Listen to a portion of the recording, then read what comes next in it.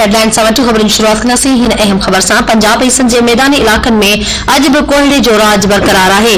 कोहीड़े सबब M2 Lahore Islamabad motorway ठोकर नियाज़ bag खां खानका डोगरान इंटरचेंज ऐं M5 मुल्तान सखर मोटरवे शेरशाह खां जलालपुर ताईं बंदि कयो वियो आहे। अहम ख़बर अव्हां खे ॾेई रहिया आहियूं। पंजाब ऐं सिंध जे मैदानी इलाक़नि में अॼु बि कोहीड़े जो राज बरक़रार आहे, जॾहिं त कोहीड़े सबब M2 लाहौर इस्लामाबाद मोटरवे ठोकर नियाज़ बेग खां खानका डोगरान इंटरचेंज ऐं M5 मुल्तान सखर मोटरवे शेरशाह खां जलालपुर ताईं बंदि कयो वियो आहे।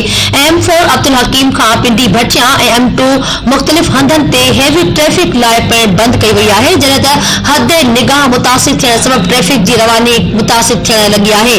मोटरवे पुलिस ऐं शहरनि खे गैर ज़रूरी सफ़र न करण जी हिदायत करे छॾी आहे।